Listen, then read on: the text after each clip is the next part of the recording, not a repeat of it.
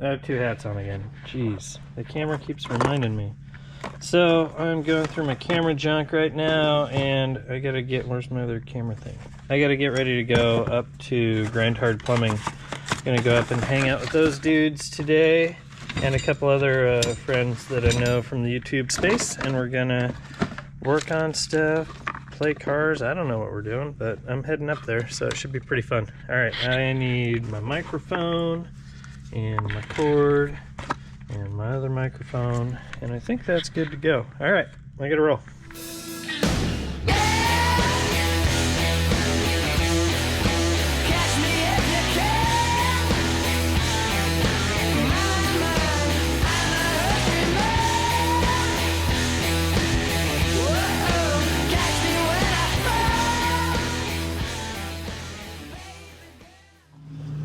All right, we're gonna take Louie.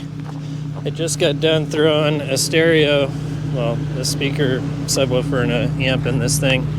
We'll take this. Can't obviously play the music for you because that requires music rights, and I don't have any of that. All right, let's roll. All right, we're rolling up. I stopped and grabbed some donuts, a little peace offering. We'll see how that works. If not, I know my kids will eat them if I haul them home. Yeah, the whole stereo thing in the truck's a little weird. It's been years since I gave a darn about a stereo. And this thing, I was like, well, it's got a good deck and good door speakers. I might as well throw a sub in it. So I did it. Now I just kind of feel like a kook. But whatever. Check this out. Broke out some vintage iPod action, complete with really busted up cord. We're dialed in, dude. We're taking it back to 99. All right, I got to jam. See where we end up there. It is icy and nasty on the roads this morning, and I wasn't talking into my microphone.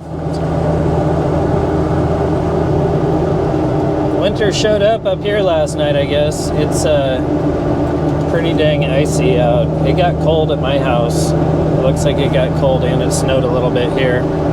So we'll just take it slow and steady. Try to keep this thing out of the ditches. Ditches love trucks.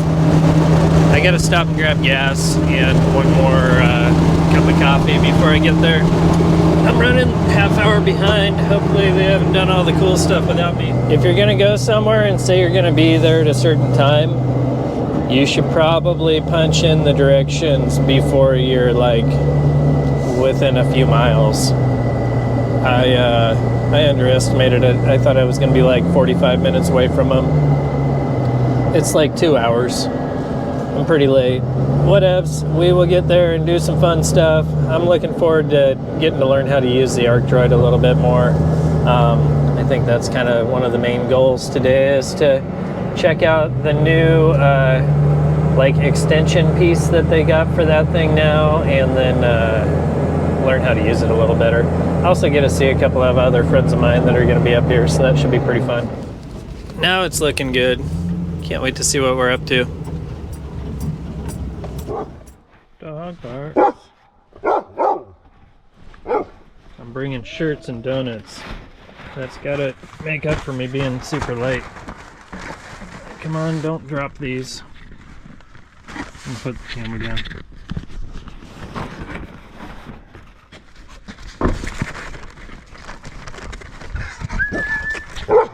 Hello, doggy. New shop. Look at this. It looks better with donuts. Donut shop. Hello. Welcome. What's up, dude? What are you doing? Got the attack dogs out here. Yeah. Pretty ferocious. What up? How's it going? Good. How you been? Morning. Hello. You made it. I did. And you brought donuts. Yeah, I did. You even brought apple fritters. Yeah. Those are my favorite. Oh, look at that. Cardboard things. Yeah, that's Clinton's. We're turning Clinton's cardboard CAD into computer CAD. Nice. Yeah. He's getting an Arcdroid too, so. Oh, Came good. down here to learn some stuff. Sweet. Look at I've that been using thing. Arcdroid for. All right, we're gonna chow on some donuts, and I'm gonna hand out some shirts. Oh, sweet. Check these things out. That thing's kind of famous. So is that. Dang. We're over here Ethan's messing around on the computer, helping Clinton from Dirt Garage get this transmission crossmember all dialed in, 3-link setup, whatnot. Dual Toyota cases, come on. Dig it. It looks like some sort of fighter jet. And he just turned it into a computer nerd program. Nailing it.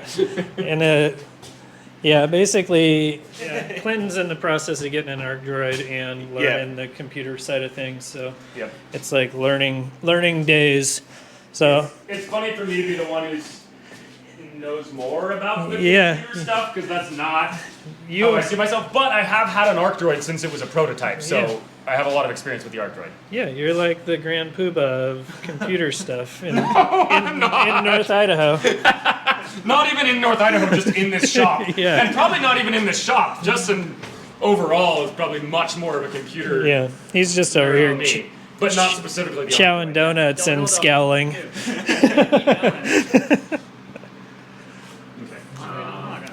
I really need to figure this part out. I can show you when we're at least before I leave, I have to you have to show me how to make like airbag cups. Yep. All right. I'll give you some tutorials. Woo. All right. So in the meantime, we'll look at this cool stuff. Yeah. Right here, I've had like nightmares already of my whole body getting sucked in between that and that. So. I mean, you might. But I'm a total motorcycle nerd, and this thing scares the crap out of me. It's so well built. I just picture like getting sucked in right there. Like, oh my gosh. Yeah. And it's not like that thing's gonna do much good to your backside when you're getting processed by that Mickey Thompson. It's so cool. It's some Mad Max stuff. It is amazing. But check, like, it's not even how Mad Max it is. Like, look at the quality of this stuff. Everything is like layers and TIG welded and like machined like slugs. It's just rad. Everything about I just need to get better at what I do. I can't weld this good. The only thing, here we go. Gotta hit it twice to remind it that it's a little good. Good little robot.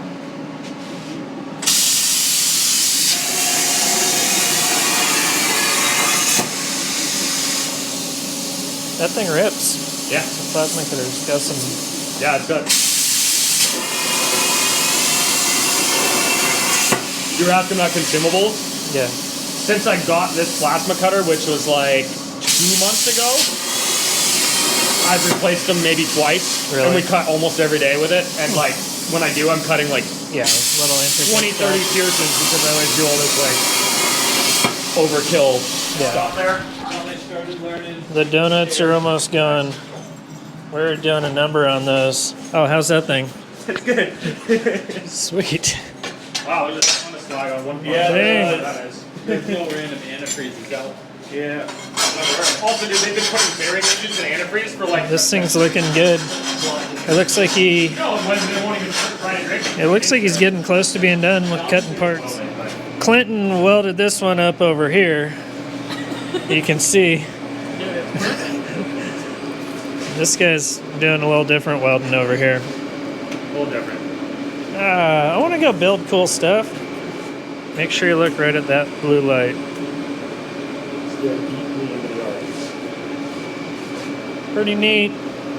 Are you going to be going out to Easter Jeep Safari this year with this I probably will, yeah. Well, I don't know if I want to take this or the Tacoma. The Tacoma's just such a good highway cruiser, and this I'd have to tow. Yeah.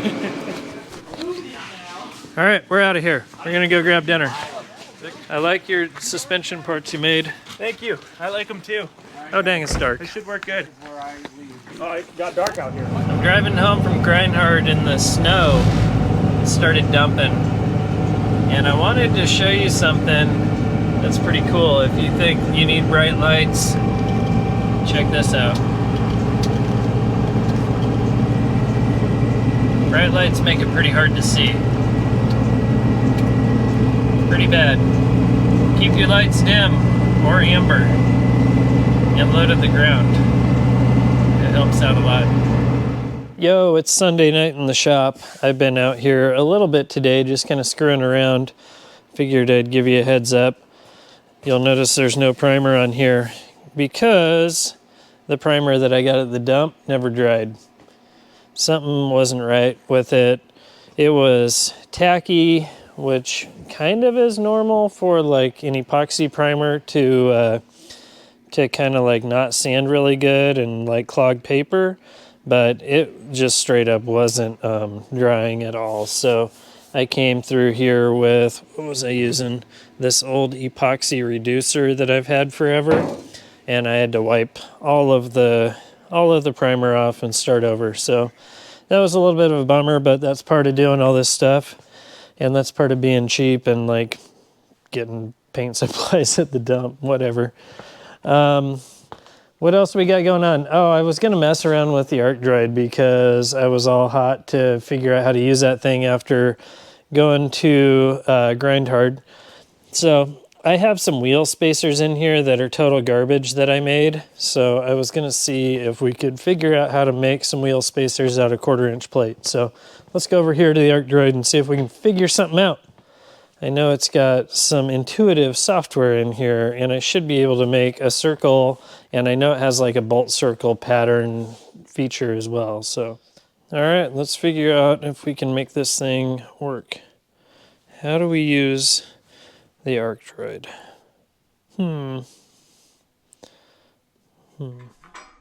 I totally am just gonna watch YouTube videos until I can figure out how to make this work.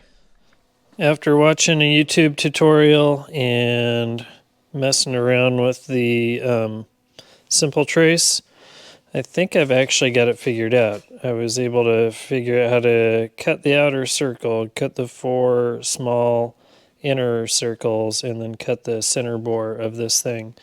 I did like a practice run just with a stylus on here on a piece of sheet metal, and it seems like it's going to do all the things right. So I think it's time to switch out the stylus for the plasma head and go grab some 1/4-inch steel. All right, I think we're good to go. I'm going to turn the torch on. I've got the ground hooked up and go. Let's see what happens.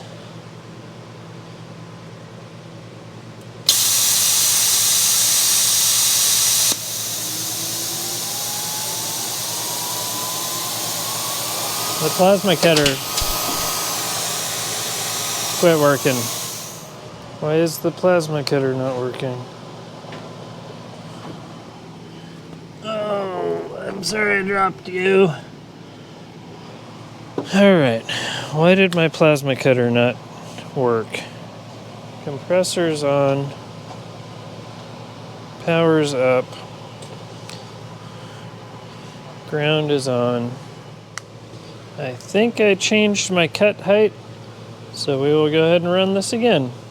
We'll go here, and torch is on.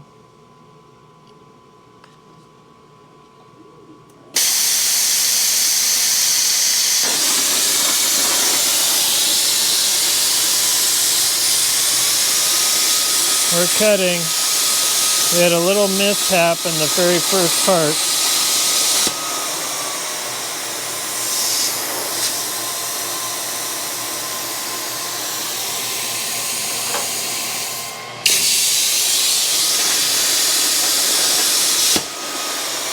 Dropped out that bolt hole, no problem. All right, we're cooking now.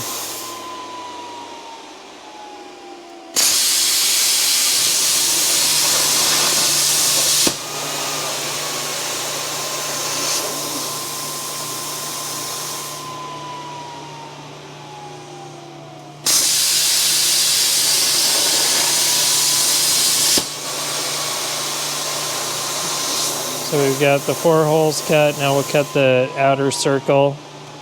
And that should have a lead in from the side and then coming around.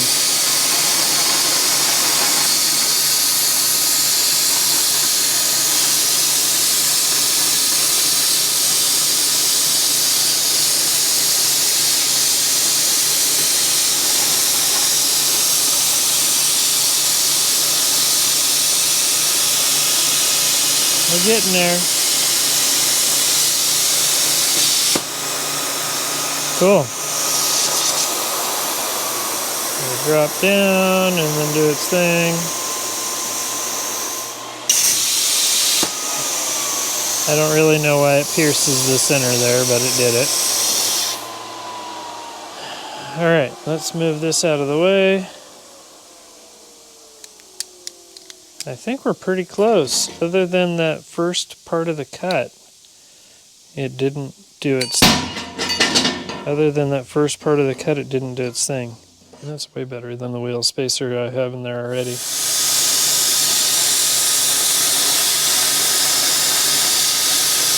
This is rad. All right, move this out of the way.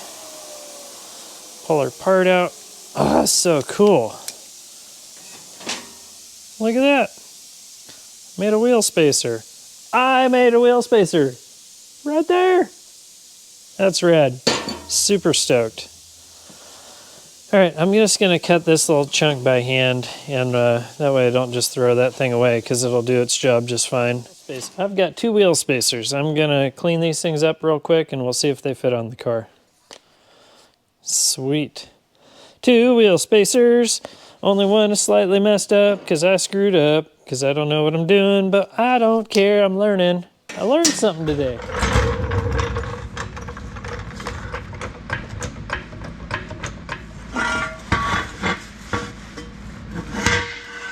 Let me show you this. This is pretty rad.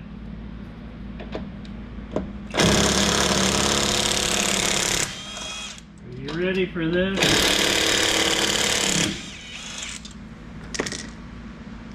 I had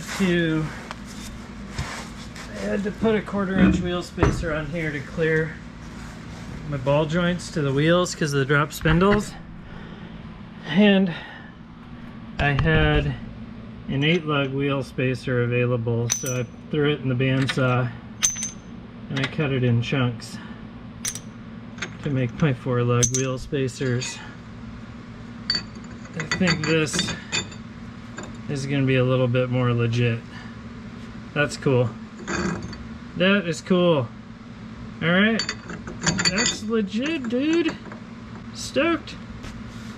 I'm gonna probably clean these up just a little bit more and paint them so they don't rust in here. But we're getting pretty close to having this thing all dialed in. That's pretty rad. I made wheel spacers and they're like way more legit than my old ones. Head over to the paint cabinet, and I think I'm going to use this stainless steel finish stuff. It's actually real stainless steel in a can. This stuff is supposed to have pretty good corrosion resistance and stuff, so we will see. Maximum corrosion resistance. All right, let's see how that works out.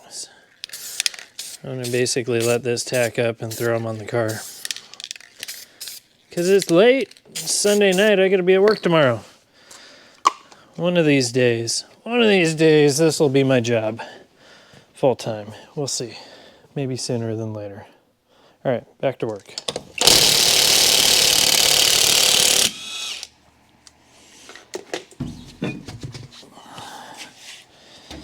All right, let's get those things out of there. They actually worked pretty good. Probably not the right way to do it, but I cut up one 8-lug wheel adapter and made spacers for both sides of this car. It seems slightly less ghetto than just stacking washers. This is definitely more legit. Cool. Basically, what I'm doing here is just, I needed a 1/4 inch of space to keep the ball joint, the lower ball joint wants to hit the inside of the wheel. Normally it would clear, but with the drop spindles, it kind of throws everything off. That's, this is like the bare minimum that I can get away with as far as a wheel spacer in these wheels. If I ran a 15, it would clear no problem, but I couldn't find a 15 that had a skinny white wall that was affordable. That's why I ended up running 14s and these Uniroyal Tiger Paws. I like the look of it, and I liked that it was just off the shelf stuff. It wasn't some like bougie, like big name white wall, you know, or a specialty white wall.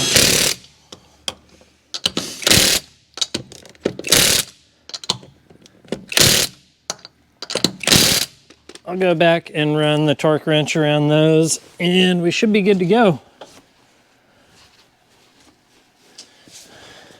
It's not rubbing, that's good. It's close, but it's not rubbing.